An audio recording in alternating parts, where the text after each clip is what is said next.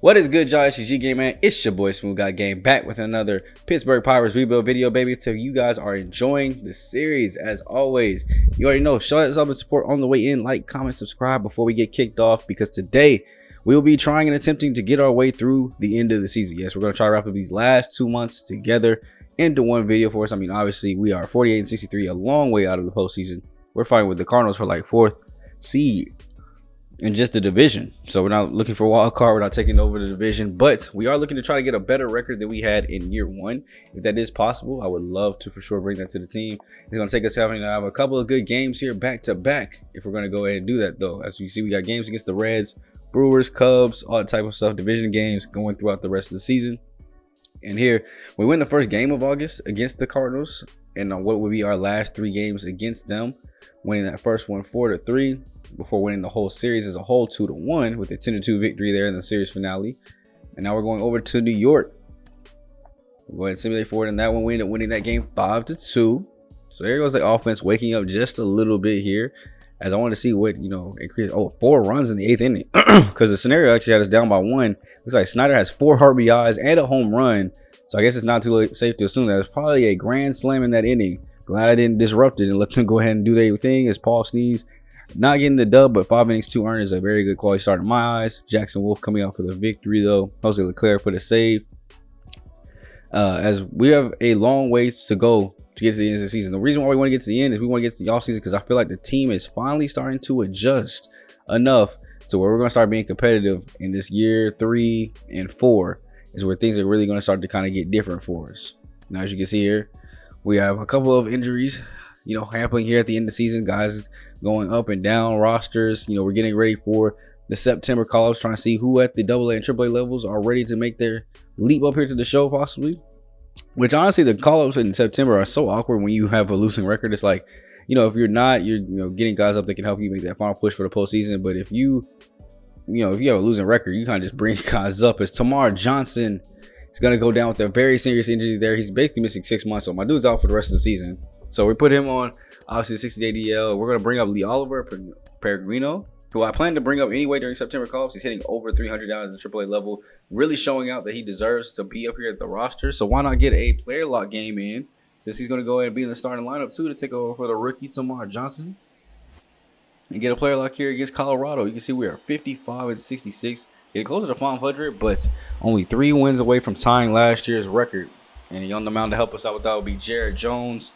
Been kind of up and down this year, but 9 and 12, 143 innings pitched, and a 5.1 ERA.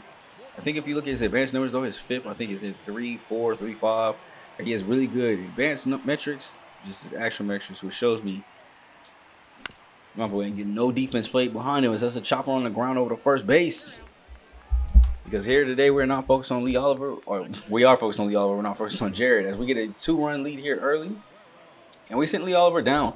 He was up last season, did okay for us, sent him down to get a little bit more development. I think he's grown like 2 or 3 overall points since being down at AAA, and obviously has been tearing it up. So now we're expecting the same thing now that we bring him back up. But Armand Marquez is looking like they need to send him right back down, as he gets 2 quick swings and misses, a take, followed by another.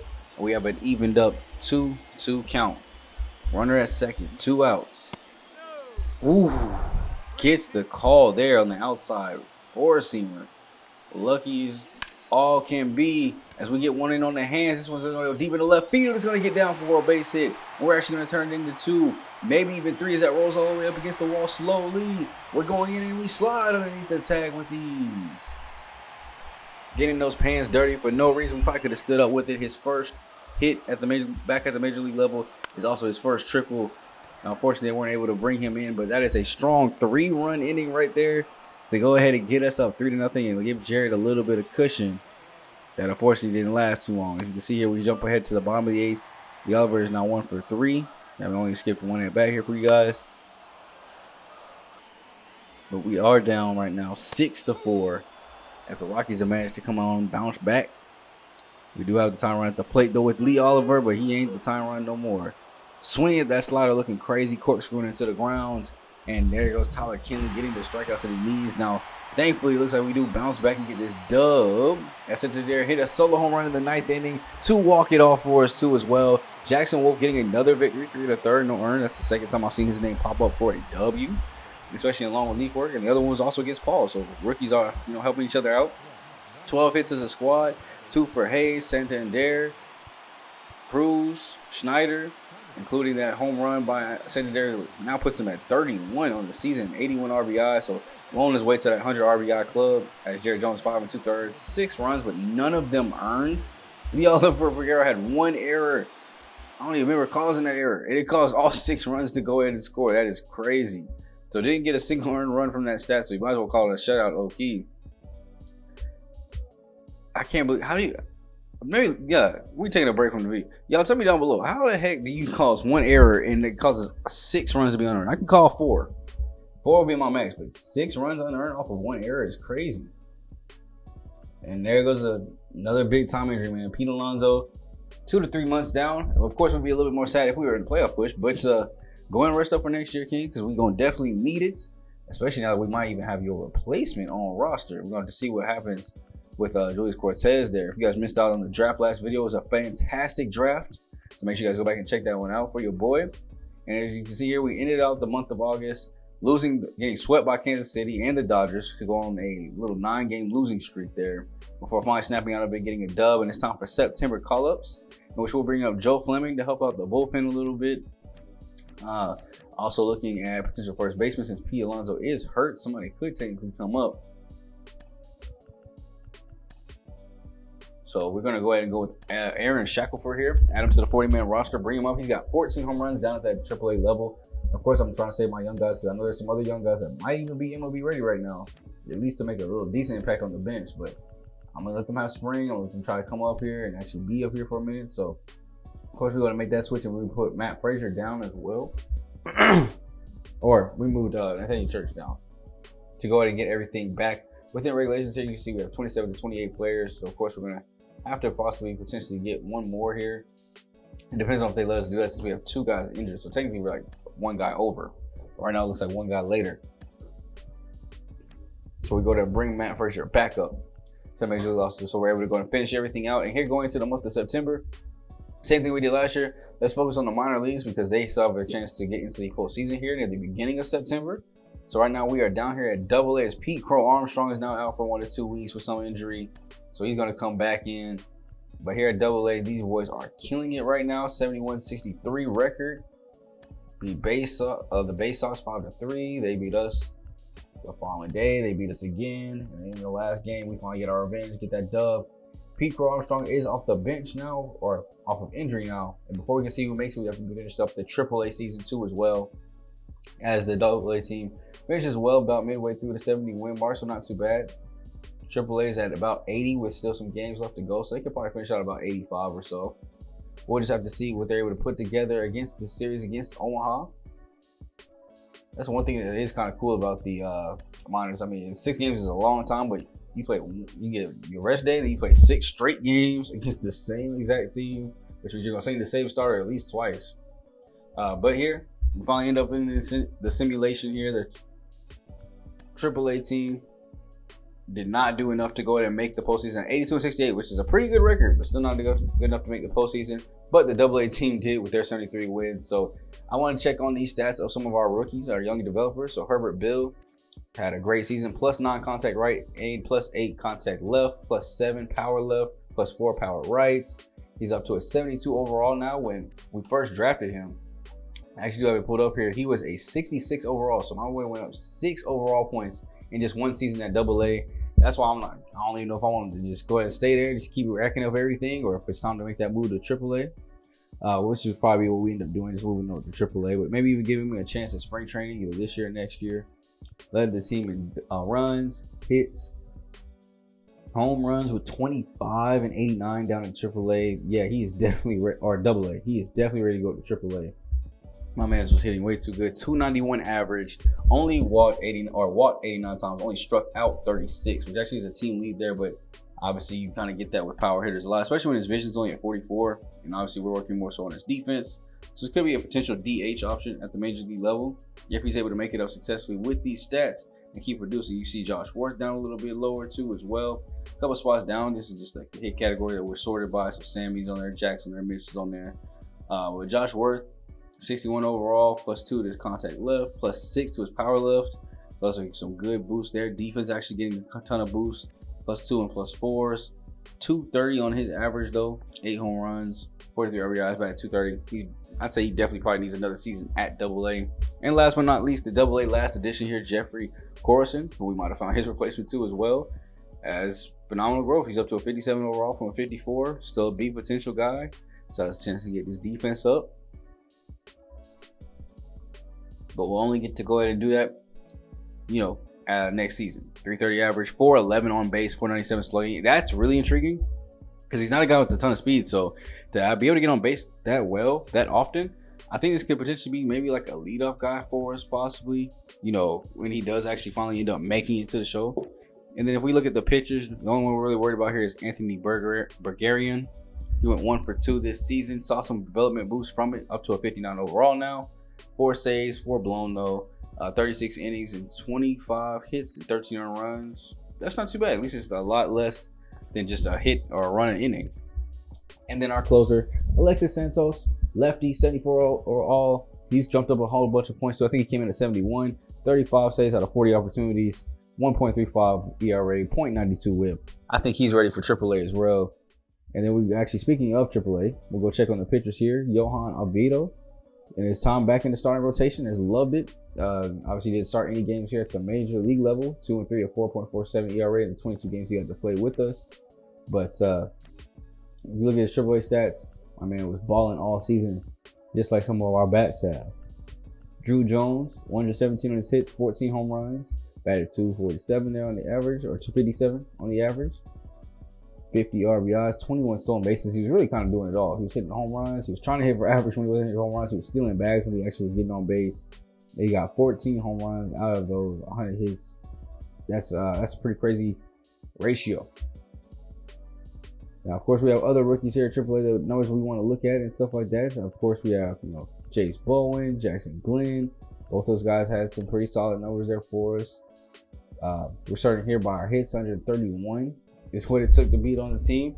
Now, Drew Jones does see some great development here, +6 and 4 to his contacts respectively. And it looks like he might be almost ready to go MLB, big on MLB show as well. G1 Bay, up to a 73 overall. I think he was at a 72 or 71, so not too much growth, but he's coming off the bench for a big portion. Same thing with Nick Gonzalez here. Both guys only played like a little bit less than 100 games.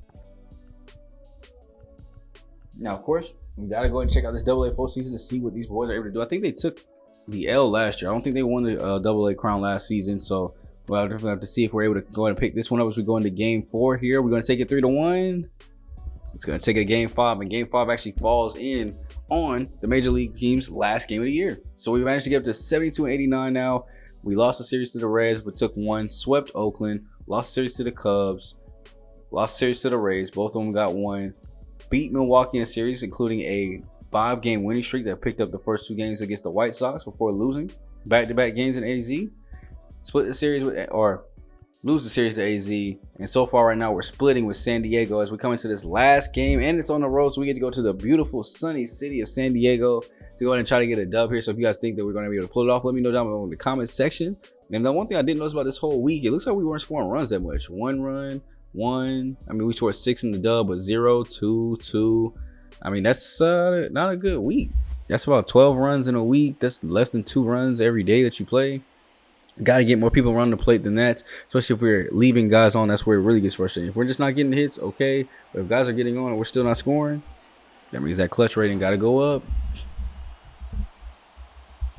Here goes a quick series recap for you guys, the exact scores and how that thing went down. Go ahead and leave your score predictions down below. What do you guys think is going to come from this full game that we have attached for you guys?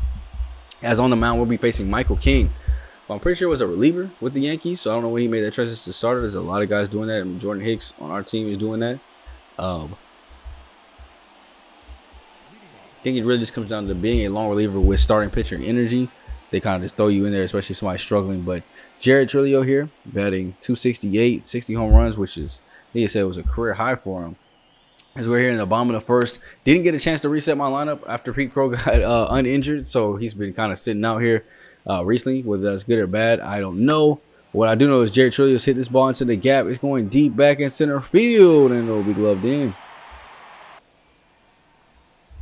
Next up will be Henry Davis. First pitch he sees is going to be a slider up by the chest. Why not show you got a little bit of power, as that one is going to die down before it even reaches the warning track. That's not going anywhere. They keep Ryan Hayes. First pitch of his AB. He is giving me too much good stuff. That one is popped back behind first base. And the right fielder will go ahead and come in shallowly and go ahead and grab that. So they have the task of facing Jared Jones for his final start of the Major League season. And I'd say it's a pretty successful one. He's still got a bunch of development boosts. The advanced numbers like what he's doing. And his ERA isn't terrible for a young player. I kind of expected it to be somewhere in the fours. I was hoping maybe low fours, maybe squeeze out a 3.9 if he was the last game, but not this time around. You see, we're 8th in the wild card standings, 9.5 games back, playing the last game of the year. Definitely don't have any more say-so or fighting that for us. But we do have our pride to fight for here on the line, so you better stop throwing these things out of the strike zone. Jared, as that pitch gets chopped on the ground of Chang, who also, like we already know, filling in for Johnson, who has that 6-month-long injury. Don't know how he was able to get it, but probably drank a little too much. That's a great snag out the air. Carlos Santana saying, huh? My boy thought he was French Montana, low-key, the way he caught that rock. And there goes the first walk of the game already. But up next is Connor Joe. We're not too worried about him. We saw him in the preseason. We know he's good. We've adjusted since then. And he's out at first base.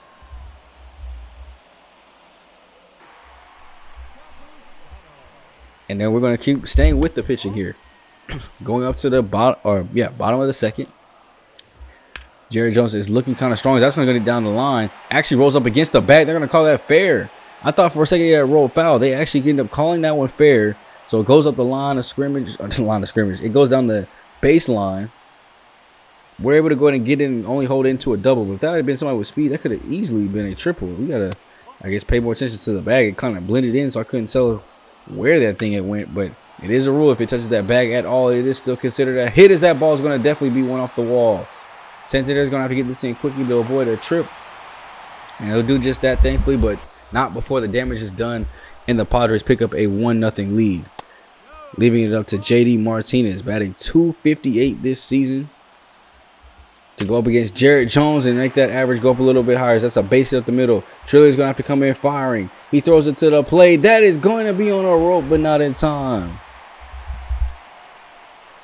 We found out Jared got a little bit better center field defense than PCA. I'll place you real quick, as that almost was a double play with Fernando Tatis Jr. just beating that out at first base. The boy's got a lot of speed, so these anomaly players are crazy when you have to go up against them. But this is going to be a fly ball out to right field. Ain't no way in his mama he going to test that one. And just like that, we have 2 quick outs. They did get a second run in, but let's just go ahead and try to feed out of this energy. Hassan Kim up next, swings through the slider downstairs. That's strikeout number, what was that? Strikeout number 2, 3 of the game already so far. Take us to the bottom of the third. We are still down 2-0. So I would love a clean inning here from Jared Jones if possible. Cronenworth. Easy take there. 2-1 count. Was not getting that bat off his shoulders at all. And popped up. Four-seamer in on the hands. Was too much to handle. That sky fly ball almost got away from him. As my boy had to dip the shoulders, flip the script, dip the chip, do whatever he needed to do to go make that rock catch. And then we're going to try this one on the ball. Chang's going to pick it up. Throw goes over to first base, and we got him. 3 innings of strong work here. We're trying to go ahead and close out with Xander Bogaerts here. Fouling went off by his eyelids. Who knows why he's even swinging at that one. Bottom of the third, chopped on the ground with the four-seamer. Let's get out of here if possible. 2-2. Swings and misses through the four-seam heat. We still got it. We can still strike batters out. We're just giving up some hits and some runs today. The offense will turn it around soon. I believe in them. Not when you swinging like that. Davis, go sit down for the day. I'm about to call your backup mid at bat. If you don't stop, there you go. He heard me. He stopped swinging like that. Taking it away. Checking his swing on that one. They're going to say he went around. I think that was a check. It looked pretty close to me. Does it again, and they're going to still call it. Not even go refer to the umpires on the baseline, on base, like next to the third base coaches and everything. But it is what it is, I guess. At least Hayes got my back. He's going to get me these base hits to go ahead and get something started up for us here. One thing about Michael King, he has not thrown a lot of pitches. He's just now at 31 pitches for the day. And we have Anthony Santander up next. Brother will be at first base. Not going to do anything like taking it off with that speed. So we're going to let him just chill there. And we're going to actually hit fly balls into the outfield. Deep back into left field. That one is gloved in. And that is a question I have. How is Santander not leading in the home run categories? My man is in the 30s. And was not around there near the time it was for the home run derby. I low-key thought we might have had a chance for 2. Because there was a chance where they were both at 20. Or very close to like 25. Like only back behind like 2 home runs. So I thought they might actually get in there together. But I guess that wasn't the case. But what is the case is this ball getting up against the wall. It's an RBI double. If he makes it to the plate, they're not even going to throw and test it. Brian Reynolds scoring key. Brian Hayes, his 34th double of the year. Actually puts us back within a 1-score ball game, thankfully. And now we'll have to see what more we can build off it with O'Neal Cruz batting up next. And you got to know King might be starting to feel it a little bit. He is still a reliever at heart. He ain't meant to go into these games deep like this. As that's popped up into the air over by first base.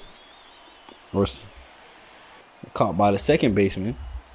So let's go ahead and stay with our bats here. See what more trouble we can get into. And, of course, it started with Hayes last time. Let's let it start with him again. Chopped on the ground. Over to second base. He's going to go and pick it up. Fling that thing over to first. And he got him. Anthony Santander will be up next. He's going to line this one into the outfield. Not able to pick anything up with that. He's 0 for 2 on the day, so we'd love to see a hit. Get this rally started. And that is a long fly ball taken way out of here in the center field. Load the cannonballs. Remove the deck. Hide your kids. Hide your wife. Santander is coming through with blast number 42. You mean to tell me my man's had 40 home runs this year and wasn't even in the All-Star Derby, the home run derby?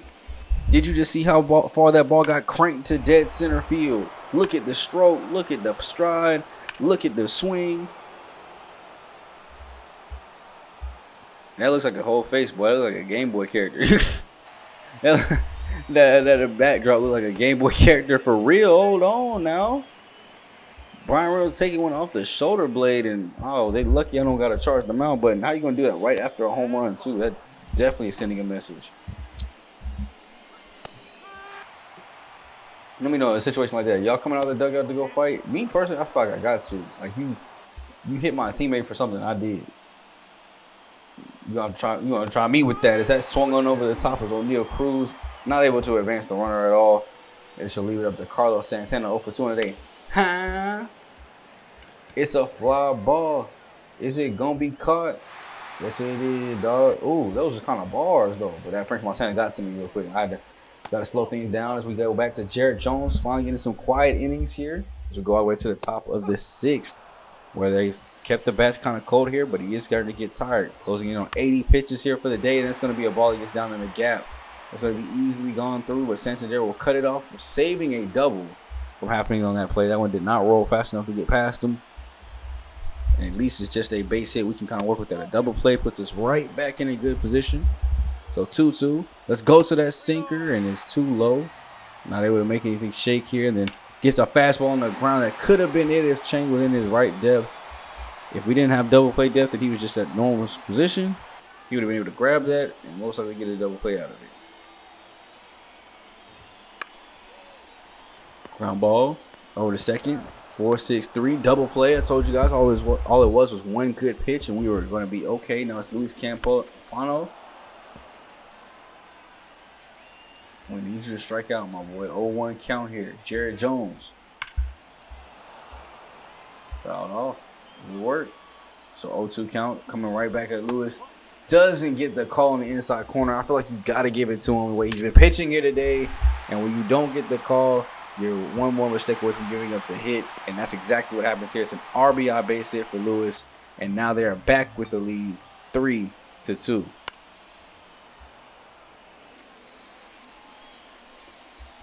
As it's Jesus Sanchez up next. Cracks his bat, so he won't be able to use that anymore as Jones goes in and makes the play himself. And now there's going to be time for them to dig into their bullpen. Luis Patino. 50 games this season, 3.38 ERA, so a pretty good first reliever we're going to have to face here in the top of the 7th. Can we get any runs on run supports? Sung-Chi Chang chopped over there, foul ball. Come on, hit this one fair, and he swings over the top of it. Have to take it back. Davis is up next, and that's that new addition, Snyder, off that trade. Getting a base hit into the outfield. Good timing on the four-seamer at the feet. We're able to get on with a base hit now. Trying to start a little rally here. I think I would love PCA to be up here, but unfortunately, we have Jared Trillo, who's 0 for 3 on the day. He's not been hitting too well in that leadoff spot.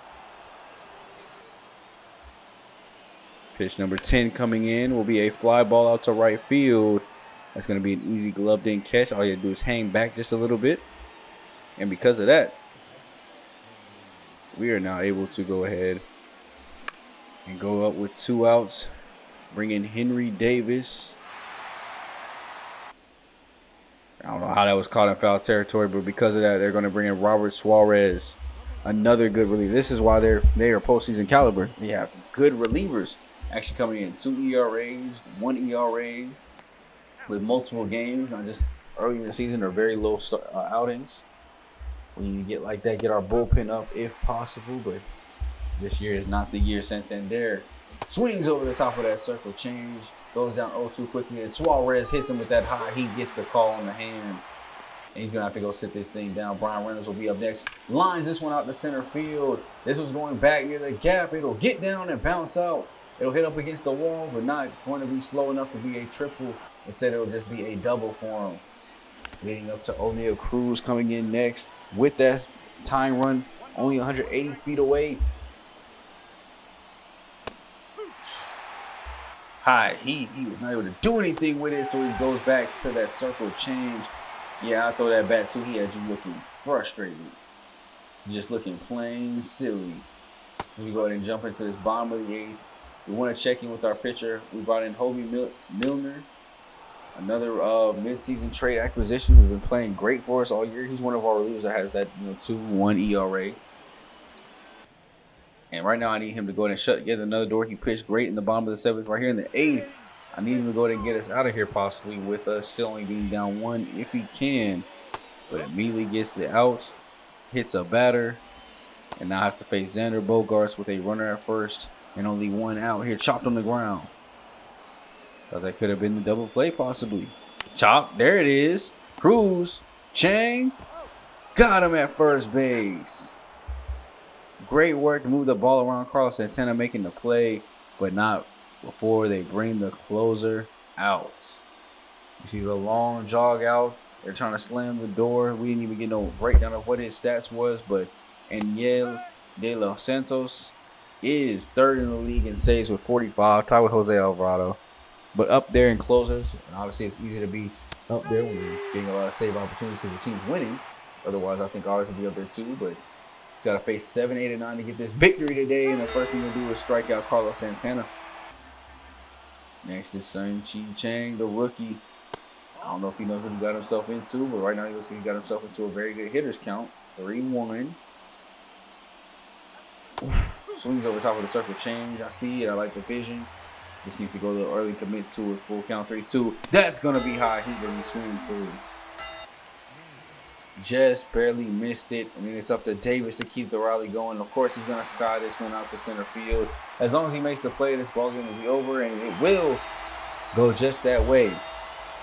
And that is an L for your Pittsburgh Pirates. We were not able to make anything happen. We end up finishing the season off 72-90. With this loss here to the Padres, they're at home. They get to celebrate their victory. We got to head back. Jared Jones ended up getting the loss, 12 for 17. This is probably one of the most decision-based, I almost call it receiver and quarterback pitchers that we've seen. And, the whole series. I mean, that's a lot of games that he's actually factored into. 17-19, a double-double on his record. Not one that he's probably happy to see, with 6 innings, 3 earned. Not a bad start. 8 hits as a squad. Thank you for the 3 hits, Brian Reynolds. 2 for David Schneider in that DH role. Reynolds ended up hitting 2 doubles today. Santander's 42nd home run and 101st RBI, which was great. But Jones, 3 strikeouts, 1 walk. Not a terrible start. We just need to get some more offense for him.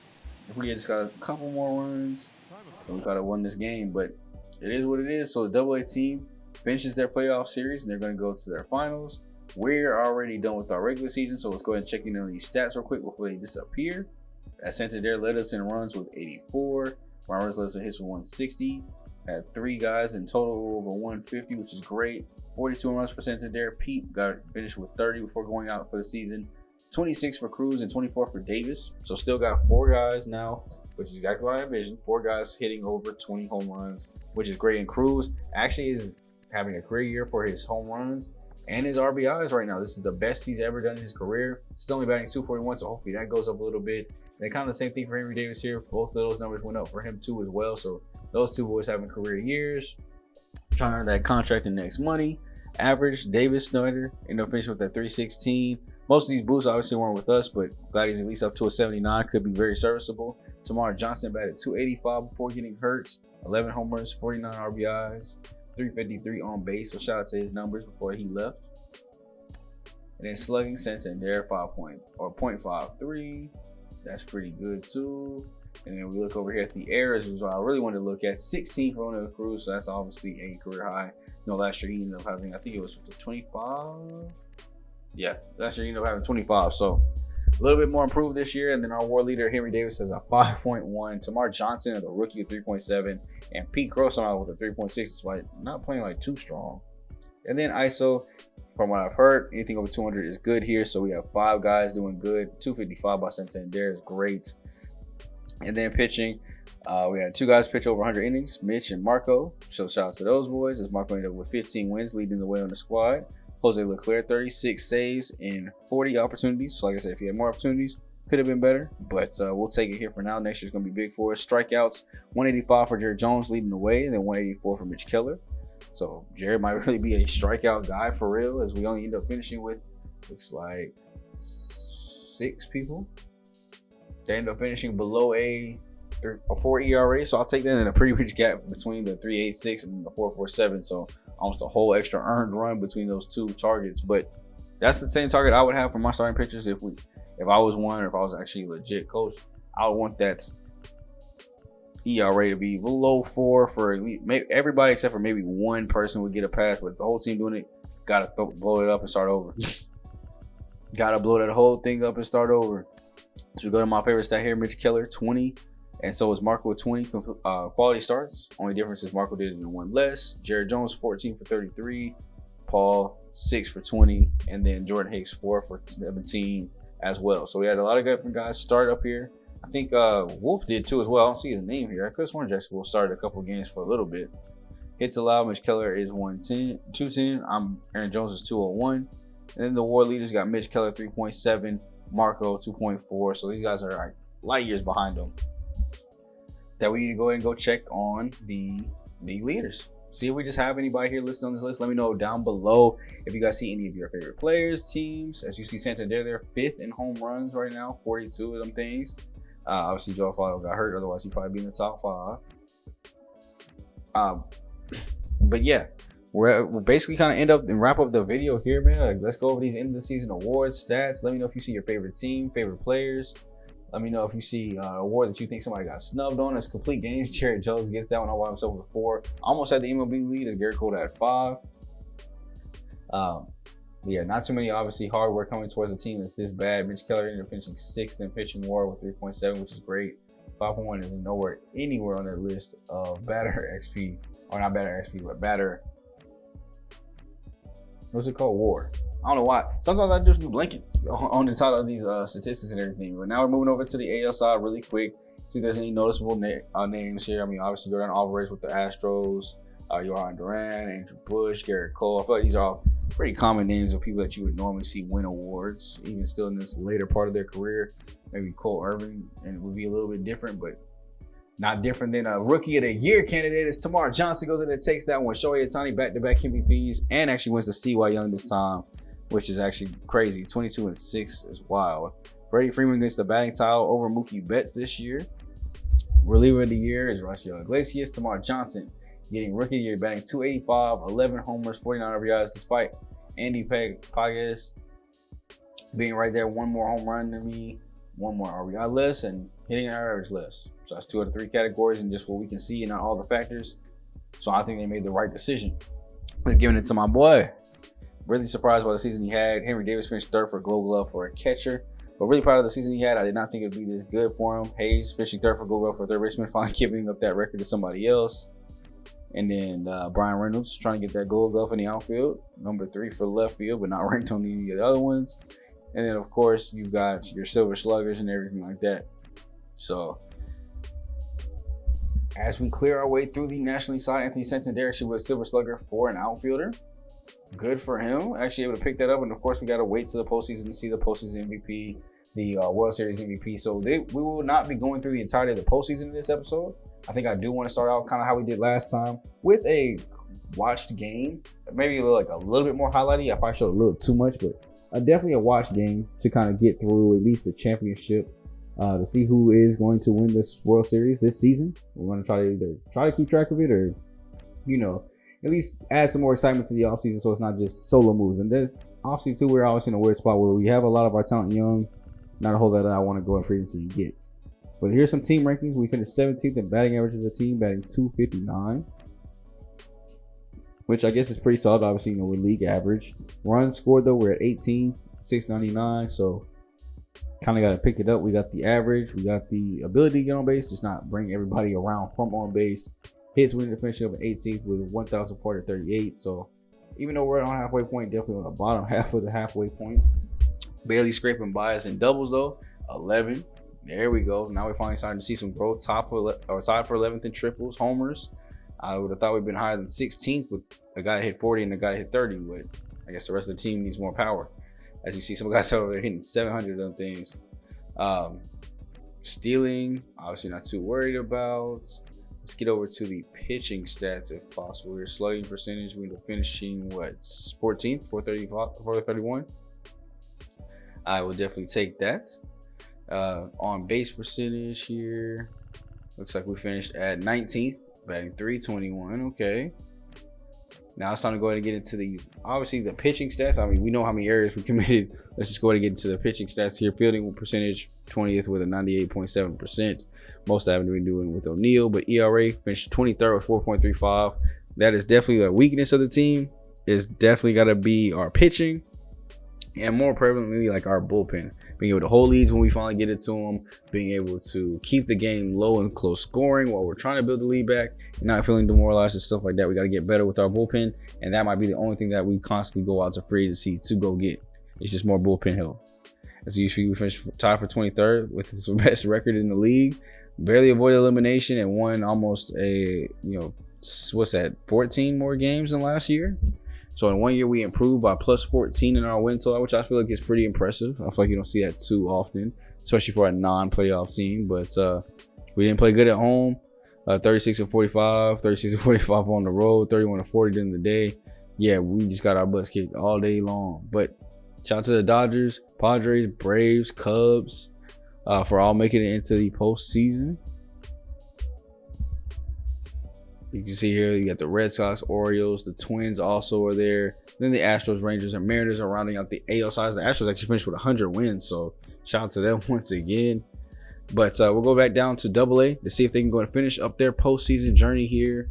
They lose one, win the next one, and actually win the fourth one. They get the AA championship, so at least there's some pride down there at the minor league level.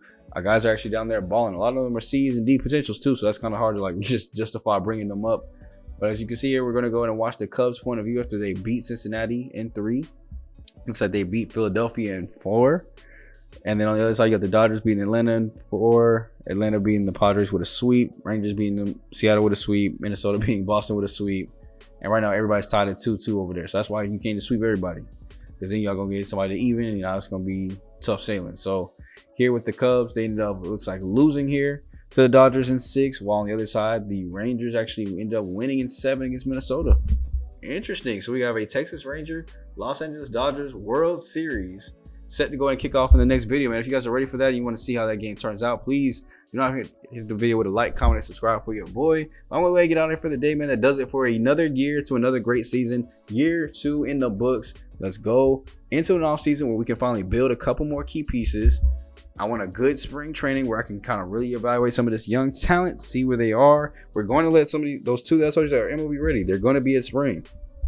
Because if they don't make it this year, you for dang sure can best believe they're probably going to be there next year, or at the very least the year after that. We're not using up all three options, I can tell y'all that.